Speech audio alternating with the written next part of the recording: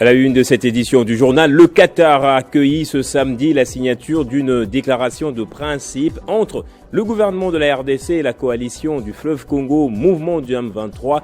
Elle établit un cadre clair pour un cessez-le-feu, le rétablissement de l'autorité de l'État ainsi que le retour des déplacés avec un calendrier ambitieux pour finaliser un accord de paix global avant mi-août. Et le gouvernement congolais a insisté sur un retrait non négociable de l'AFC M23 à la suite de la signature de la déclaration de principe, tandis que ce dernier, le groupement M23 AFC, parle de mécanisme d'autonomisation de l'État sans retrait explicite. Entre-temps, la communauté internationale a salué la signature de la déclaration de principe. Vous suivrez les réactions dans ce journal. Human Rights Watch a rendu compte d'au moins 5 assassinats suspects de Rwandais en exil depuis 2021 au Mozambique, en Ouganda et en Afrique du Sud, visant principalement des critiques du régime de Paul Kagame. L'ONG souligne que ces meurtres s'inscrivent dans une répression transnationale organisée, confirmant un schéma plus large déjà dénoncé par des experts des Nations Unies. Bonsoir à tous et bienvenue dans ce journal. La RDC et le groupe rebelle M23 AFC ont signé ce samedi 19 juillet à Doha une déclaration de principe visant à mettre fin au combat dans l'est du pays. La cérémonie s'est tenue en présence du ministre des Affaires étrangères du Qatar. Après 3 mois de négociations menées sous la médiation du Qatar, cette signature marque une étape cruciale dans le processus de paix engagé pour ramener la paix dans la région du Kivu. Que peut-on retenir de ce document et pour quels plutôt enjeux notre rédaction essaye de répondre? La déclaration des principes signée le 19 juillet 2025 à Doha entre le gouvernement de la République démocratique du Congo et l'AFC M23 marque une étape clé dans les processus de paix pour mettre fin au conflit dans l'est de la République démocratique du Congo, estiment plusieurs analystes politiques de la République démocratique du Congo. Car les deux parties se sont engagés à respecter un cessez-le-feu permanent et à s'abstenir de toute action susceptible de l'entraver, posant ainsi les bases d'une désescalade des violences. Les documents prévoient l'ouverture des négociations directes au plus tard le 8 août 2025, avec pour objectif de signer un accord de paix global d'ici le 18 août 2025.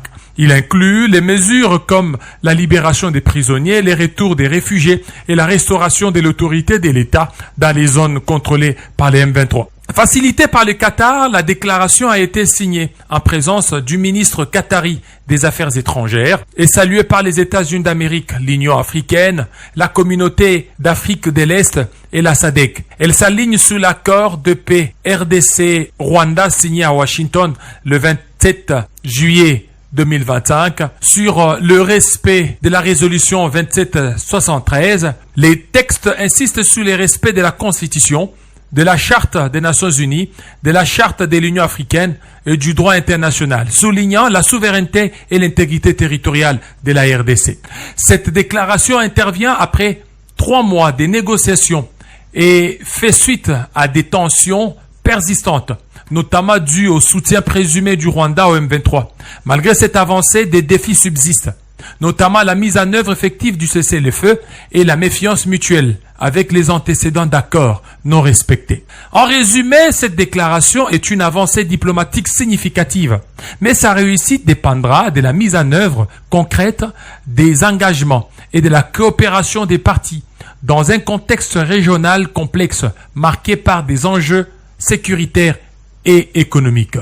Les enjeux de cet accord de principe résident dans la capacité des parties à surmonter les tensions historiques, à coordonner les efforts régionaux et internationaux et à répondre aux besoins humanitaires et sécuritaires. Le succès dépendra de la volonté politique, de la coopération régionale et d'un suivi rigoureux pour transformer cet accord en une paix durable.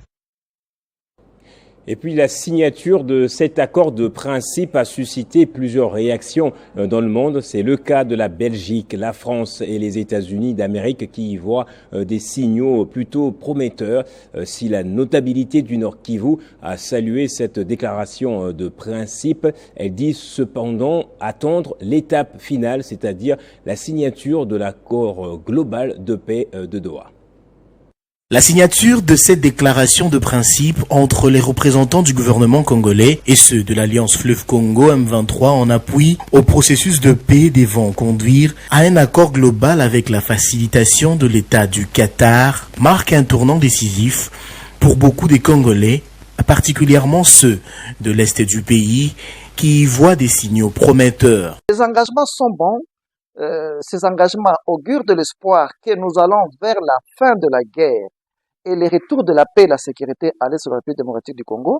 Mais il faudrait, comme je l'ai dit, dissocier la signature de l'accord de principe de l'accord proprement dit. L'accord de principe de Doha semble renvoyer à des négociations pour un autre accord qu'ils ont appelé l'accord global. Donc, dans la signature de l'accord global, cette fois-là, la population du Nord Kivu attend voir la signature de cet accord global-là, mais il y a 4 lignes rouges à ne pas franchir. La première ligne rouge à ne pas franchir, c'est évidemment de ne pas respecter la résolution 2773 du Conseil de sécurité des Nations Unies. La deuxième ligne rouge à ne pas franchir plutôt, c'est la violation de la Constitution de la République. Mais à côté de cela, la ligne rouge à ne pas franchir également dans l'accord global qui sera signé cette fois-là, c'est la lutte contre l'impunité.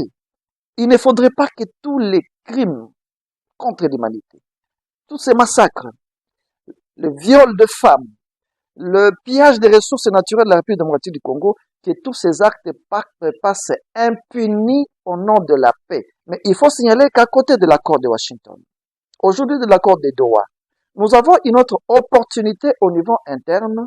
Il s'agit de la proposition des pères de l'Église catholique et de l'ECC, de la proposition de la CENCO, qui appelle également à une table ronde, à un dialogue national. Dans le monde, les réactions fusent de partout. Le président français Emmanuel Macron a salué la signature du dit accord. Pour lui, la dynamique de paix recrée l'espoir et la confiance. La Belgique et les États-Unis estiment quant à eux que cette avancée marque un moment crucial dans la quête de paix et de sécurité pour les populations de l'Est de la RDC et soulignent un engagement commun en faveur du dialogue.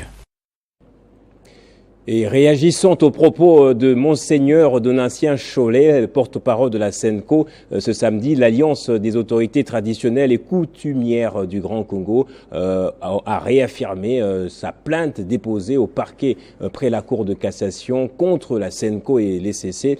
Ces autorités coutumières accusent ces organisations de violation flagrante de la Constitution en s'octroyant leur place justement. Comme pour s'opposer aux propos de Monseigneur Donatien Cholet, porte-parole de la CENCO, les chefs coutumiers ont réaffirmé leur plainte déposée au parquet près la Cour de cassation et accusent la CENCO et l'ECC de s'octroyer la place des autorités coutumières. L'Alliance des autorités traditionnelles et coutumières du Grand Congo parle d'une violation flagrante de la Constitution. Elle cite l'article 207, alinéa 4, qui donne aux chefs coutumiers le rôle de promouvoir l'unité et la cohésion nationale. Pour eux, cette mission leur appartient et non aux églises. Nous saluons le rôle social et spirituel des églises dans l'éducation, la paix et la moralité. Que les églises nous prêchent la bonne nouvelle. Les églises ne peuvent pas s'ingérer aux affaires coutumières, ne peuvent jamais violer la loi de la République. Toutefois, aucune disposition de la Constitution ne leur confère un pouvoir coutumier, ni ne leur permet de se substituer aux chefs reconnus légalement. Nous en appelons à l'État, au Parlement et à la société civile pour faire respecter la Constitution. Le chef Limba Limba affirme ne pas être en conflit avec la Senko, mais il demande le respect du pouvoir traditionnel sur la sphère nationale. Leur dialogue est tronqué, leur dialogue est piégé. Ils ne s'attendaient pas qu'un jour, il y aura une autre personne qui va leur faire reculer derrière pour leur demander d'aller lire l'article 207. Parce que nous sommes une autorité coutumière. Ce que nous avons réclamé, c'est cet article-là. Nous avons demandé à la justice de faire respecter et de respecter cet article. Nous n'avons pas besoin d'autre chose. Les chefs coutumiers annoncent aussi la création d'une commission spéciale dans les jours à venir. Cette équipe va réfléchir et proposer des solutions concrètes pour le retour de la paix dans le respect de chacun. Et concernant la concertation fiscale en vue de la préservation de l'économie et de la confiance des investisseurs, le chef de l'État a pris une décision jugée forte, la suspension de certaines exigences liées au quitus fiscal et convoqué un dialogue structuré entre les pouvoirs publics et le secteur privé. Objectif, apaiser les inquiétudes, corriger les effets pervers de la réforme et garantir la fluidité. Depuis le 1er janvier 2025, la nouvelle loi des finances et l'arrêté d'application du 9 avril ont fait du quitus fiscal une condition préalable à plusieurs actes majeurs. Paiement entre entreprises, octroi des crédits, ouverture des comptes bancaires pour non-résidents ou encore délivrance des documents administratifs aux expatriés. Mais dans la pratique, cette mesure s'est révélée problématique. Blocage des paiements, rupture des contrats, paralysie d'opérations bancaires. Les acteurs économiques ont rapidement dénoncé des efforts contre-productifs. Dans une lettre adressée au ministère des Finances, l'Association congolaise des banques a exprimé ses vives préoccupations. 8 points de friction y sont soulevés, dont la remise en cause de la continuité des remboursements, la menace des sanctions fiscales et un climat d'incertitude nuisible à l'investissement étranger. Face à cette levée des boucliers, le président de la République, Félix-Antoine Tshisekedi Tshilombo, a reconnu que les mesures, bien qu'animées par une volonté des disciplines fiscales, ont généré des perturbations économiques majeures. Dans cette optique, il a annoncé la mise en place d'un moratoire temporaire et ciblé sur certaines obligations liées au quitus fiscal, d'un cadre de concertation multipartite piloté par la Première ministre avec la participation du ministère des Finances, de la DGI, des représentants du secteur privé et de la cellule climat des affaires et de la présidence. Ce tournant marque un changement de méthode. La réforme ne sera pas imposée unilatéralement, mais construite en lien avec les acteurs concernés. Une bouffée d'oxygène pour les entreprises, car cette décision présidentielle est perçue comme une avancée majeure. Elle permet la reprise immédiate des opérations suspendues ou menacées, une meilleure visibilité fiscale à moyen terme, une réaffirmation de l'engagement présidentiel pour un climat des affaires stable, compétitif et attractif. Elle limite également les risques de contentieux tant au plan commercial que fiscal et redonne confiance aux partenaires techniques et financiers de la RDC. Ce recentrage stratégique conforte la vision du président Félix Tshisekedi de moderniser la fiscalité sans casser la dynamique économique et ancrer chaque réforme dans un dialogue continu avec les forces vives du pays. Et puis la ministre des Affaires sociales, Action humanitaire et solidarité nationale, Nathalie Aziza Mounana, continue de mutualiser les efforts humanitaires au niveau national et international. Elle s'est rendue récemment en Russie où elle a noué des contacts avec des partenaires sociaux et humanitaires en vue de venir en aide aux victimes de guerre dans l'est du pays. Dans le cadre de sa mission humanitaire, en Fédération des Russies, la ministre des Affaires sociales, l'Action humanitaire, Solidarité nationale, Nathalie Aziza Mounana, a effectué un voyage historique à Saint-Pétersbourg et à Moscou. Sa visite a été ponctuée des rencontres de haut niveau avec des représentants des autorités russes dans le seul but de voir comment mutualiser les efforts pour les actions humanitaires et sociales en République démocratique du Congo, surtout dans la partie orientale. Soucieuse d'un engagement particulier envers les jeunes vivant à l'étranger, la ministre Nathalie Aziza-Mounana a visité l'université russe de l'amitié des peuples, Patrice Lumumba, où elle a rencontré la direction de l'université, ainsi que de nombreux étudiants congolais et africains. Lors de cette rencontre, les conditions de vie et les perspectives d'avenir ont été abordées et surtout l'aspect humanitaire des zones en conflit. La ministre a échangé avec la rectrice adjointe Marila Requette, où elles ont parlé de la situation humanitaire et sociale en République démocratique du Congo et des jeunes vulnérables de la RDC. En hommage au grand leader africain, Nathalie Aziza-Mounana a déposé des gerbes de fleurs au monument dédié à Patrice Emery Lumumba et à sa femme Pauline Opango, la veuve de Patrice Emery Lumumba, décédée le 23 décembre 2014 à Kinshasa. Représentant du chef d'État Félix Antoine Tshisekedi Tshilombo et de la première ministre Judith Suminwa en Russie, Nathalie Aziza-Mounana a posé le même geste de dépôt des fleurs au nom du gouvernement congolais. En tant que députée élue de la ville de Kipushi, Nathalie Aziza-Mounana a également rencontré les parlementaires russes dans le cadre d'un échange parlementaire symbolique visant à renforcer les liens entre les peuples. Sa visite était également de nature culturelle, humanitaire, en visitant la place rouge, lieu emblématique de l'histoire et de la culture russe, symbole du dialogue entre les peuples. Cette mission a contribué au renforcement des liens diplomatiques humanitaires entre la République démocratique du Congo et la Fédération des Russies et a également témoigné de la proximité du gouvernement congolais avec sa diaspora. Les étudiants de la diaspora congolaise étaient très émus de la visite de Nathalie Aziza-Mounana, car pour eux, c'est la première fois qu'un ministre congolais dispose de son temps d'échange. Le séjour de Nathalie Aziza-Mounana a été couronné à Kinshasa par la remise d'une médaille de dignité qui lui a été décernée par les recteurs Oleg Yastrebov de l'Université russe de l'amitié des peuples Patrice Lumumba pour sa visite sociale et humanitaire. Alors que l'État congolais prend des mesures pour préserver l'unité nationale, la gouverneure du Lualaba, Fifi Masuka, fait l'objet d'attaques sur les réseaux sociaux. Son conseiller en communication a dénoncé une campagne orchestrée par l'ennemi de la République pour nuire à ceux qui soutiennent la vision du président Tshisekedi.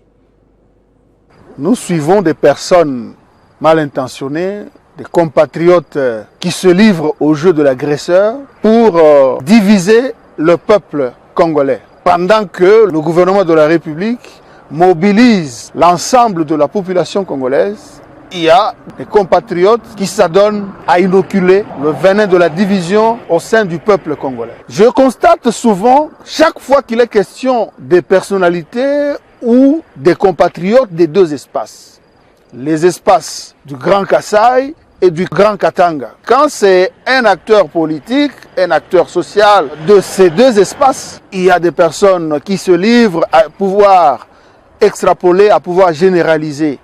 C'est une activité dangereuse, nuisible à notre société. Ces personnes vont même plus loin. Elles s'adonnent aussi à jeter le discrédit sur la gouverneure de référence de notre République.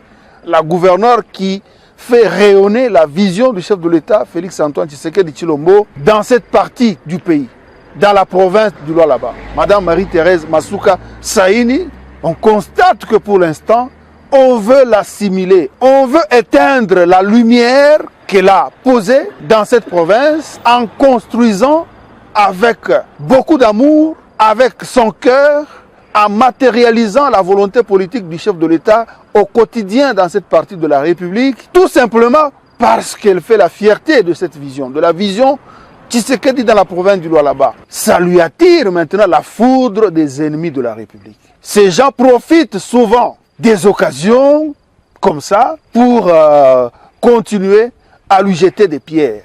Elle ne va pas baisser la garde, elle continue à faire honneur à la vision Tshisekedi. Elle continue à bosser encore durement pour que les Lualabais aient des infrastructures à la hauteur de leur richesse naturelle. J'invite l'opinion nationale, l'opinion provinciale, à ne pas prêter oreille à ces propos. Les propos de dénigrement, les propos qui dénaturent à généraliser les reproches qui sont faits à certaines personnalités de l'espace Katanga. Ici, la gouverneure Masuka travaille, elle est juste victime de sa bravoure, de son ingéniosité, du zèle qu'elle manifeste dans la modernisation de sa province de cœur qui est le Lualaba. Et dans la province du Sud Kivu, le nouveau commandant de la 33e région militaire et commandant Task Force Sud, le général de brigade Mwaku Mbuluku Daniel, a pris officiellement ses fonctions. À travers la cérémonie de remise-reprise, le général de brigade a promis de s'impliquer activement pour le retour de la paix et de la quiétude. Sur décision de la haute hiérarchie des FARDC, le nouveau commandant de la 33e région militaire et commandant Task Force Sud, le général de brigade Mwaku Mbuluku Daniel, a répondu à l'instruction de sa hiérarchie en foulant ses pieds dans la province du Sud Kivu, plus précisément à Uvira. Jeudi 17 juillet 2025, il a procédé à la remise et reprise avec son prédécesseur en présence du chef d'état-major de la 33e région militaire et d'autres officiers de l'état-major. Lors de la cérémonie, à cette occasion, le nouveau commandant a remercié le commandant suprême ainsi que le chef d'état-major général des FARDC pour la confiance et les choix portés à sa modeste personnalité. Je voudrais remercier le commandant suprême des forces armées de la République démocratique du Congo, chef de l'État et président de la République. Parce que c'est lui, au fait, qui a donné les instructions qui ont fait qu'aujourd'hui, je sois placé dans cet endroit. Après cette étape, il s'est rendu à Routemba le vendredi 18 juillet pour visiter les bâtiments pouvant servir des bureaux de l'état-major commandant de la 33e région militaire concernant la situation sécuritaire dans la zone des responsabilités. Le nouveau commandant promet donc de s'impliquer activement pour que la population des deux provinces du Sud et Maniema reprenne sa quiétude. Et puis l'ambassade de la RDC au Canada est désormais dotée d'un dispositif sécuritaire. Il s'agit d'un don d'un fils congolais soucieux de la sécurité et du bon fonctionnement de cette représentation diplomatique. On va le découvrir dans ce reportage.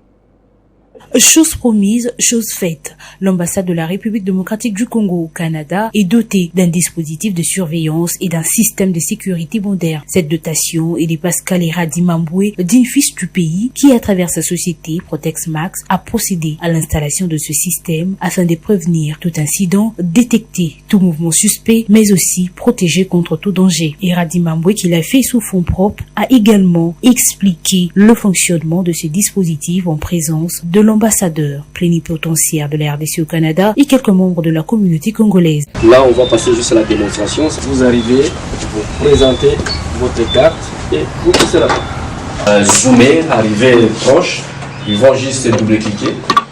Puis ça, c'est comme ici, là où on est. Ça, c'est un côté à l'entrée principale. Et puis l'autre, je fais comme qu'il y ait des vues croisées pour qu'il n'y ait pas d'angle mort. Puis à part ça, on a côté stationnement pour sécuriser aussi l'entrée. Ici, c'est pour sélectionner les temps si vous voulez regarder. Mais grâce au push, oui, ça va vous signaler vraiment clac. Parce qu'il y a comme des lignes croisées imaginaires. Alors vous avez la possibilité de choisir juste montrez-moi le piéton ou montrez-moi le véhicule.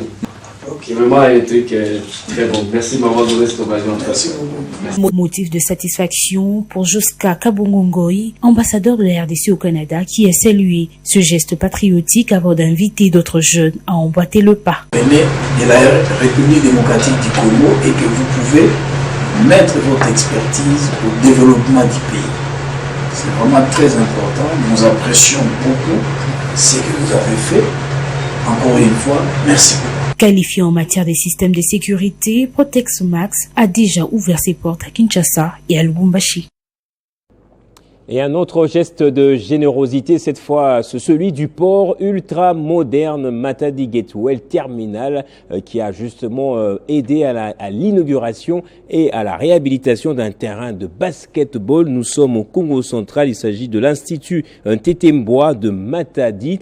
La coupure du ruban symbolique a été effectuée conjointement par Philippina, la vice-présidente de la Fondation internationale Container Terminal Service Incorporation, actionnaire majoritaire de MGT, ainsi que par le représentant du ministre provincial en charge de la jeunesse et de sport. C'est la coupure du ruban symbolique effectuée conjointement par la vice-présidente de la fondation ICTC, actionnaire majoritaire du port ultramoderne Matadi Gateway Terminal, MGT en sigle, Madame Philippina en séjour de travail en RDC et le représentant du ministre provincial de la jeunesse qui marque la remise officielle de ce nouveau terrain de basketball répondant aux standards internationaux au collège Ntentebois. Avant cela, le directeur général de MGT, Timothée Janine, a réaffirmé l'engagement de MGT à soutenir les jeunes à travers des actions concrètes et durables. Cette croissance est grâce à la jeunesse de Matadi et à la jeunesse congolaise. Donc c'est une manière en quelque sorte de rendre l'appareil et de, une fois de plus, réitérer notre détermination pour continuer à former et à développer l'expertise locale dans ce pays. Le frère préfet du collège, Modeste Ngouma, visiblement ému, n'a pas manqué d'exprimer sa profonde gratitude envers MGT. Nous nous estimons très heureux d'être les bénéficiaires de la construction de ce terrain de basket. Par ce geste, MGT propulse le collège Tétémbois Étoile au diapason des écoles qui entrent dans le processus de modernisation des infrastructures scolaires. Ne voulant pas être en reste, les élèves, par les biais de leurs représentants, ont également remercié MGT pour la dotation. Tous les élèves du collège Tétémbois Étoile sont très heureux de voir se réaliser ces chefs-d'œuvre que MGT inaugure aujourd'hui. C'est un rêve qui devient une réalité. Pour immortaliser ces moments, 2 matchs d'exhibition ont été organisés sur le nouveau terrain, suivis de la remise des médailles et des cadeaux aux équipes. À travers cette action, motivé par sa responsabilité sociale, MGT affirme sa volonté de contribuer à l'épanouissement de la jeunesse. Et le gouverneur de la province du Olomami, Banza Mouloumé, a remis officiellement l'étendard au général Sébastien Ebois, nouvellement nommé commissaire divisionnaire provincial de la police nationale congolaise. C'était lors d'une cérémonie solennelle tenue vendredi au stade moderne de Kamina. Le gouverneur du Olomami, Banza Mouloumé Marmo, a présidé la cérémonie de la remise de l'étendard au nouveau commissaire provincial de la PNC, le général Sébastien Ebois, couplé à la présentation du gouvernement Marmo Banza Mouloumé et toute son équipe à toutes les unités de la police. Après les honneurs de la PNC, l'autorité s'est dirigée à la tribune d'honneur pour le début de la cérémonie qui a commencé par la lecture de l'ordonnance présidentielle portant nomination du général Ebois et toute son équipe. Banza Mouloumé Marmo a remis l'étendard au commissaire signe des commandements. Monsieur le commissaire divisionnaire adjoint Ebois Gobina Sébastien, je vous remets cet étendard, symbole de votre commandement, que vous garderez et défendrez jusqu'au sacrifice suprême. Mes sincères félicitations. S'adressant aux éléments de la PNC, il a rendu tout d'abord les hommages au chef de l'État, commandant suprême des forces armées de la République et de la police nationale congolaise. Il a ensuite insisté sur la mission sacrée de la police, rappelant qu'elle constitue un pilier de l'ordre public et de la sécurité. Ce que je veux dire, c'est rappeler la mission de la police.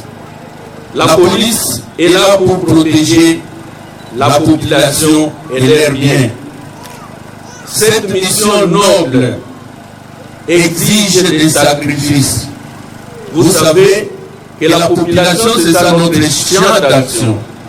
Nous devons alors commencer par entretenir de bonnes relations avec cette population. La cérémonie du jour s'est clôturée par un défilé impressionnant de toutes les unités, salué par tous les invités, traduisant la rigueur et l'engagement de la PNC à relever les défis de l'heure.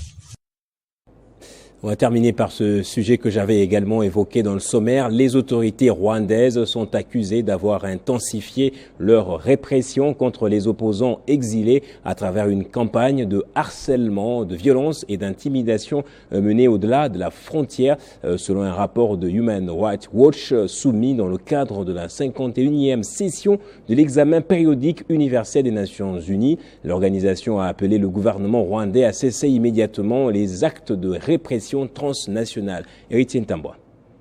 Le rapport de l'organisation a été soumis dans le cadre de la 51e session de l'examen périodique universel des Nations Unies. L'ONG affirme avoir documenté 5 assassinats suspects des Rwandais en exil depuis 2021, survenus en Ouganda, au Mozambique et en Afrique du Sud, visant principalement des critiques présumées du gouvernement du président Paul Kagame. Ces assassinats s'inscrivent dans un schéma plus large de répression transnationale déjà dénoncé à plusieurs reprises par des experts onusiens et des défenseurs des droits humains. Outre ces homicides, l'organisation rapporte des tentatives d'enlèvement, des passages à tabac et des menaces directes envers des réfugiés rwandais et demandeurs d'asile dans au moins 5 pays africains, le Kenya, la Tanzanie, l'Ouganda, le Mozambique et l'Afrique du Sud. Human Rights Watch dénonce une stratégie délibérée d'intimidation qui combine pression directe, surveillance, harcèlement numérique et violence physique pour réduire au silence la diaspora critique, y compris des journalistes, des militants et des anciens responsables politiques.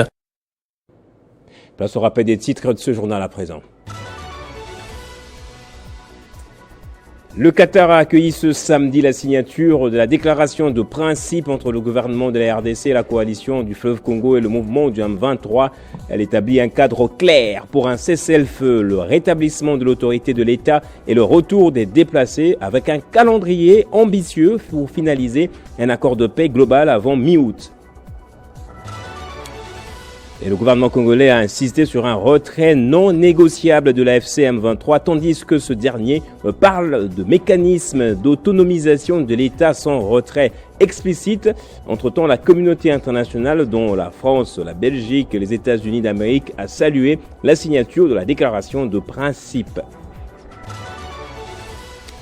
Et le HRW a rendu compte d'au moins 5 assassinats suspects de Rwandais en exil depuis 2021, notamment au Mozambique, en Ouganda et en Afrique du Sud, visant principalement des critiques du régime de Paul Kagame.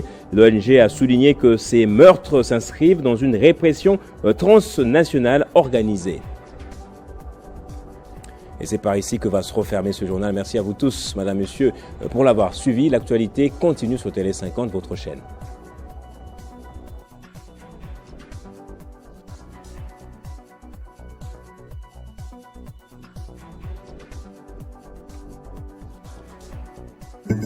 Retrouvez toute l'actualité en continu sur www.tele50.cd.